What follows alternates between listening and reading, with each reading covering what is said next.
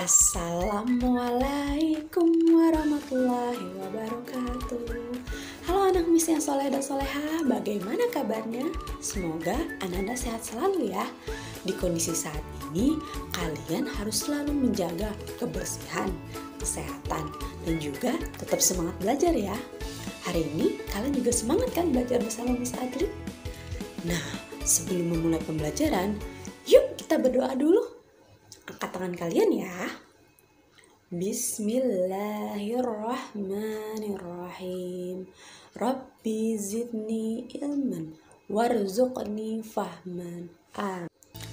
Hari ini kita sudah memasuki subtema 2 di tema 1. Pelajaran kita hari ini adalah tentang pengamalan sila-sila Pancasila di tempat bermain.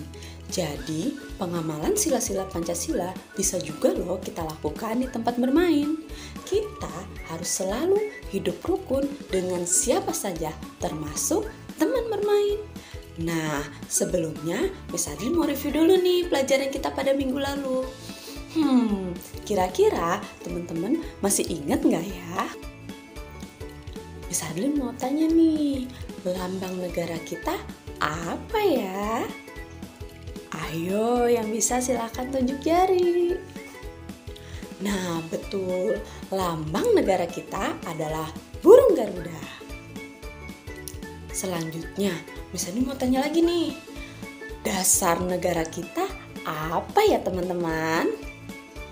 Nah betul sekali, dasar negara kita adalah Pancasila. Sila pertama adalah ketuhanan yang Maha Esa. Simbolnya apa teman-teman? Simbolnya adalah bintang. Sila kedua, kemanusiaan yang adil dan beradab. Simbolnya adalah rantai. Sila ketiga adalah persatuan Indonesia. Simbolnya adalah pohon beringin. Sila keempat, kerakyatan yang dipimpin oleh hikmat, kebijaksanaan dalam permusyawaratan perwakilan. Simbolnya adalah kepala banteng. Sila kelima, keadilan sosial bagi seluruh rakyat Indonesia. Simbolnya adalah padi dan kapas. Pengamalan sila pertama dan kedua Pancasila di tempat bermain. Kita dapat mengamalkan sila pertama dan sila kedua di tempat bermain. Sila pertama, Pancasila, diingat ya, selalu berhubungan dengan sikap kita sebagai umat beragama. Contoh pengamalan sila pertama Pancasila di tempat bermain. Yang pertama, tidak lupa waktu beribadah ketika bermain. Kita sedang asyik bermain, tiba-tiba terdengar suara azan. Nah, sikap kita adalah, wah udah terdengar azan nih, aku harus pulang karena aku harus sholat dan mengaji.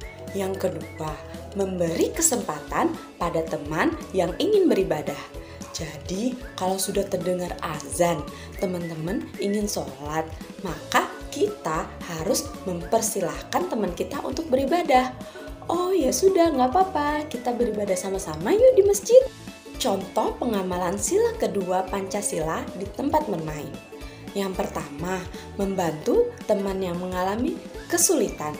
Misalnya, ada teman nih yang baru bergabung bermain.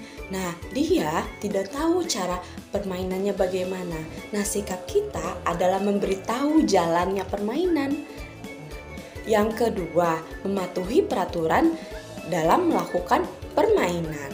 Nah, jadi kita harus bersikap sportif, jujur. Sportif itu adalah jujur, artinya tidak boleh curang. Jadi kalau bermain, kalau kita kalah, ya kita akui kalah. Jadi dalam bermain nggak boleh curang ya teman-teman. Pengamalan sila ketiga Pancasila di tempat bermain. Nah, kita sebagai warga negara Indonesia yang baik harus memiliki rasa persatuan walaupun kita berbeda-beda. Jadi, Indonesia ini terdiri dari berbagai macam suku, ras, budaya, dan agama. Akan tetapi, kita harus bersatu walaupun kita berbeda-beda. Seperti semboyan negara kita. Ayo, apa coba semboyan negara kita? Benar sekali. Bhinneka Tunggal Ika. Artinya berbeda-beda tapi tetap satu juga. Nah, contoh pengamalan sila ketiga Pancasila di tempat bermain adalah yang pertama, bermain dengan semua teman tanpa membedakan. Jadi, ketika kita bermain, kita nggak boleh nih membedakan. Oh, dia orang kaya, oh kita berteman dengan dia saja. Oh, dia orang miskin nih, kita nggak mau berteman. Tidak boleh ya. Jadi, bermain kita nggak boleh pilih-pilih teman.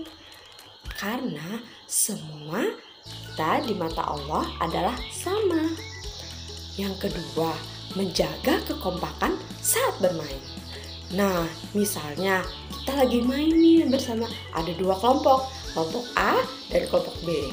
Nah, masing-masing tim harus menjaga kekompakan. Bagaimana caranya supaya menang? Yang ketiga, mau menerima kekurangan teman. Pengamalan sila keempat dan kelima di tempat bermain. Sila keempat mengajarkan kita jika suatu permasalahan harus diselesaikan dengan cara musyawarah. Coba, apa itu musyawarah? Benar sekali, musyawarah adalah berpikir bersama untuk mencapai satu keputusan. Ketika bermusyawarah, setiap orang berhak untuk memberikan pendapatnya. Namun, jika pendapat kita belum disetujui, kita harus menerimanya dengan lapang dada. Contoh pengamalan sila keempat Pancasila di tempat bermain adalah berdiskusi sebelum bermain. Sila kelima adalah keadilan sosial bagi seluruh rakyat Indonesia. Sila kelima menunjukkan bahwa setiap orang harus berlaku adil kepada siapa saja. Jadi kita tidak boleh pandang bulu. Contoh pengamalan sila kelima dengan teman bermain adalah berbagi makanan secara adil kepada teman. Misalnya, kita setelah bermain kemudian jajan nih. Nah, kita membeli makanan cuma satu, sedangkan kita bermain berempat orang. Maka kita harus membagi makanan kita untuk dibagi menjadi 4 agar teman-teman kita juga dapat merasakan. Nah, kita sudah belajar pengamalan sila Pancasila di tempat bermain. Jangan lupa untuk diterapkan ya, supaya hidup kita selalu rukun dan tentram. Nah, sekian video pembelajaran kita pada hari ini. Semoga bermanfaat. Tetap semangat belajar ya. Ananda silakan mengerjakan worksheet yang dibagikan di Google Classroom. Sampai ketemu di video pembelajaran selanjutnya. Misarlina Kiri. Wassalamualaikum warahmatullahi wabarakatuh.